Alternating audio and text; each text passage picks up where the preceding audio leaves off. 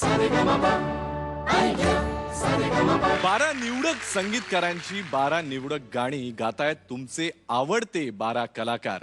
या संगीतकाराबद्दल आता मी जे थोडंसं सांगणार आहे त्यानं हिंदी चित्रपटांमध्ये भोली सूरत दिल के खोटे सारखं गाणं किंवा इना मीना डिका सारखं जरा उडत्या चालीचं पेपी नंबर सुद्धा दिलंय आणि मराठी चित्रपटांमध्ये सुद्धा एक नवीन प्रकार आणण्याचा प्रयत्न सुद्धा केलाय. मराठी चित्रपटाला, मराठी चित्रपटातल्या संगीताला एक वेगळा श्वास या संगीतकारानं दिला आणि मराठी संगीत जर असं वेस्टर्नाइज करण्याची सुरुवात याच संगीतकारानं केली. जोरदार टाळ्यांनी स्वागत करूयात याच संगीतकाराचं गाणं घेऊन येणाऱ्या आपल्या आजच्या पुढच्या कलाकाराचं, सतीश तारे.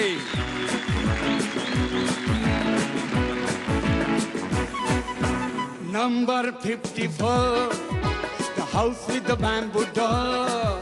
And number 54, house with the bamboo door. Oh,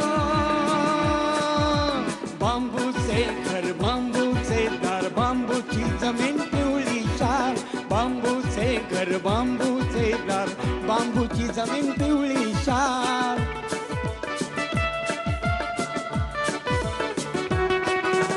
बांबूच्या वनात वाऱ्याचा सूर जीवाला नेतो हो भुलवून दूर.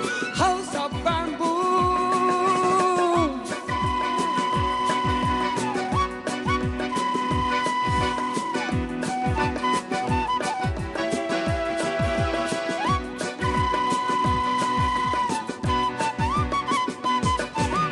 बांबूच्या वनात झऱ्याच्या काठी येशील सजणे माझ्याच पाठी. बांबूच्या वनात झऱ्याच्या काठी येशील सजणे माझ्याच पाठी. हो हो हो हो हो. बांबूच्या घरात स्वप्नांचा झुला झुलवीत राहील हो तुला आणि मला. House of bamboo. Number 54, number 54, number 54, the house with the bamboo door.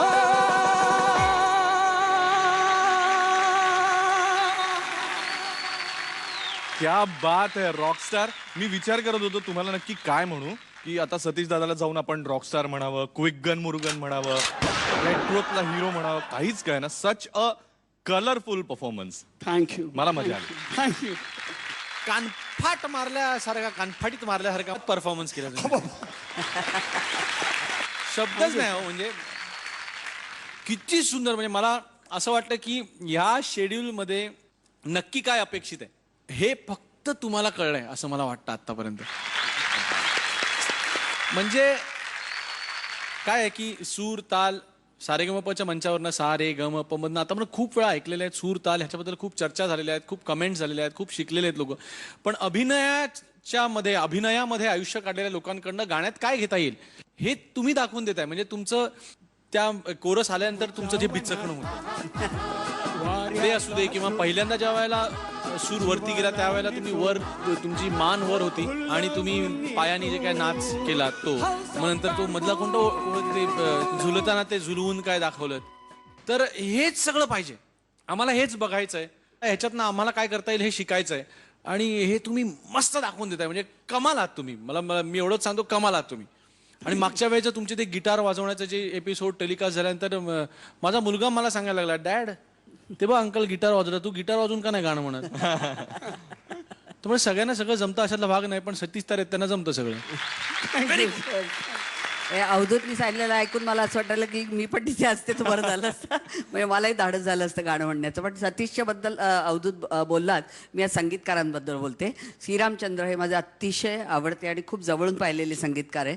कारण त्यांच्या राणी वर्मा, माझी धाकटी बहीण, ती त्यांच्याबरोबर गाणं गायची गीत गोपालमध्ये. त्यावेळी ती 7 वर्षाची होती. त्यामुळे तिची पाठराखीण म्हणून मी तिच्याबरोबर जायची. तिचे गाणे ऐकायला मिळावे, तिच्याबरोबर अण्णांची सोबत मिळावी, सहवास मिळावा म्हणून मी त्यांच्याबरोबर जायची. आणि काय संगीतकार रे. म्हणजे हे राष्ट्रदेवतांचे हे राणीचं ते गाणं, धीरे से आजारे सारखी लोरी, नेहरूंना रडायला लावणार आहे मेरे वतन के लोगो, किंवा इनामिना डिकासारखं उडत्यात. किती म्हणजे व्हरायटी असलेला माणूस, आणि त्यांचं वृत्ती पण तशीच होती, व्हरायटी, जगण्यात संबंध व्हरायटी असायची त्यांची. आणि आज त्यांचं गाणं तू म्हणतोयस सतीश, तू तर बहारीनी गायलास, आणि तुझा ड्रेस जो आहे तो अगदी योग्य होता या गाण्याला. आणि त्याचे शब्दसुद्धा इतके छान सोपे आहेत, आणि चाल पण इतकी सोपी आहे की सगळं वर्णन आमच्या डोळ्यासमोर ते येत होतं. बांबूचं घर, मग ते ताळ्याच्या काठी, खरंच किती छान असेल ते बांबूचं वन. तिथे तू आम्हाला घेऊन गेलास सतीश. थँक्यू. मस्त. थँक्यू.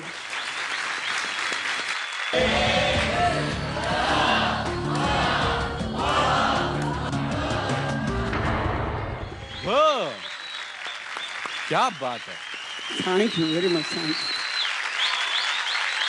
वेगवेगळ्या पद्धतीची कलाकारी तुमच्या पुढच्या गाण्यांमध्ये सुद्धा यावी, त्यासाठी ऑल द बेस्ट.